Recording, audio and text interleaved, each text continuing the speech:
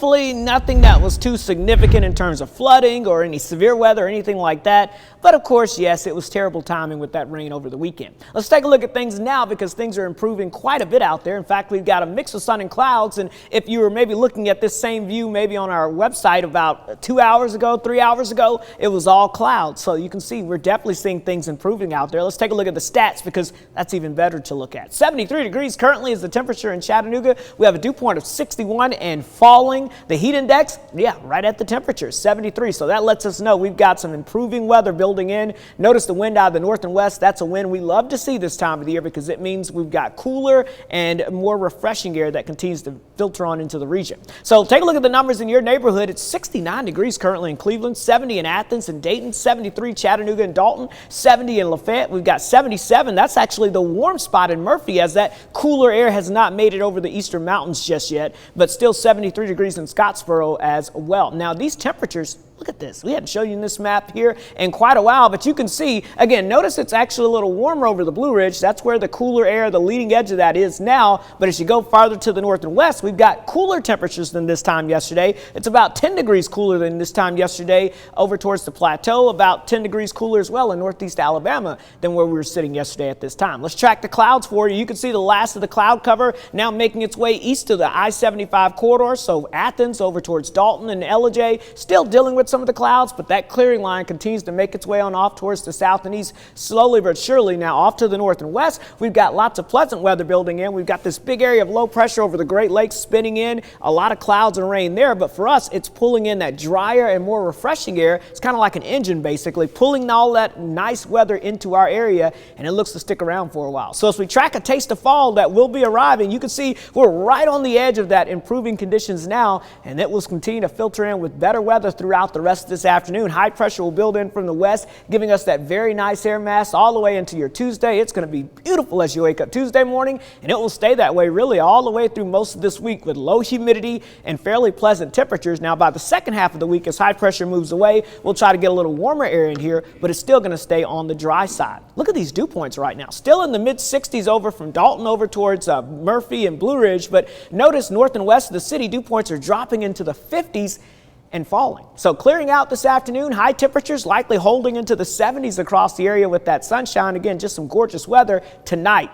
Tonight is the night, folks. That's right. Shut the AC down, open up the windows, allow that refreshing air in. Not only are we talking about 50s widespread across most of the Tennessee Valley, we're talking about upper 40s across the eastern mountains. So it is going to be quite nice. And tomorrow, highs maybe a degree or two warmer than today with pleasant conditions and lots of sunshine. Overall, just some beautiful weather. And of course, we're officially still 10 days away from the official start of fall. But folks, it's going to feel like it over the next several days. So as we look at your Storm Alert 7-day forecast, decrease in clouds, sunshine, lows in the 50s to low 60s with highs 70s into the 80s. It will get a little warmer by this weekend, Latrice, but yeah, this is a beautiful forecast for before fall arrives, actually. That's what I was going to say. Not bad at all. Thank you, Cedric.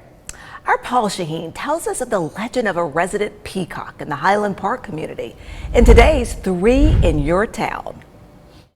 Welcome back to 3 in Your Town, everyone. Let me introduce you to Pete the Peacock. Well, that's not actually Pete the Peacock. It's a sculpture to remember him. We're here in Highland Park, and as legend says, Pete the Peacock was real, actually a resident here at Highland Park. And before you say, hold on, a real peacock living in Highland Park? Well, here's the thing about this legend. It comes with pictures, stories, and video. A handful of years ago, there was a peacock who appeared in the neighborhood, and neighbors started posting about him online. He became a little bit of a myth, a legend in the community where people didn't believe that he was real. Yeah. And then more and more people started citing him, posting him, sharing videos and photos. It lives here. Yeah. This is Pete the Peacock. And lucky for us, we have noted peacock expert Emerson Birch, actually the Highland Park Neighborhood Association president. Well, as we learned, peacocks eat pretty much anything, but they love cat food. The peacock was stealing cat food, and then neighbors started feeding it cat food. It would fly up into a tree or on top of a house, like 20 plus feet up every night. You know, it just became like part of what the kind of urban fabric of this community is. The years were 2018 to roughly 2019, so Yeah. was that it? Or? Yeah, he was here for a little bit over a year. We named him Pete. He became our neighborhood mascot, Yeah. and then one day he poofed. I think everyone just wanted to hope the best for him. Yep. And we just, I think, believe he went to the zoo. All right, so he disappears, and then it's not too long after that this bad boy arrives. The city awarded us funds, and then Public Art Chattanooga put together a proposal or a request for proposals for different artists to propose on. And Randy was the selected artist. Through the process of wandering the neighborhood, talking with people, trying to figure out what should we put as a piece of art in Highland Park. You know, I had done my research and everything, and it was very interesting, you know, the history of the neighborhood, and very meaningful, not to downplay that. But when I saw the neighbors, just their curiosity, I was also curious. I mean, what was the Peacock doing in the neighborhood? Was he gone for good, or is he coming back? And it was this whole thing. And I noticed that people who didn't even really know each other that well it was a way for them to start talking.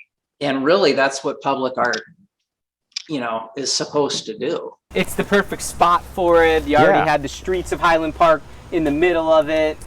Yeah, so really what was intended here, we wanted to kind of extend and reach to the sky, and also because there's a lot of kids and families and people who come here to just hang out and be, Randy sort of designed it as a place where people could sit on the outside that would be illuminated at night. So as Pete, the actual peacock, brought people together, a community together, so can this piece of art. Yeah, exactly. It's not only visually bringing people to a space to investigate, but also just in the space that's been created.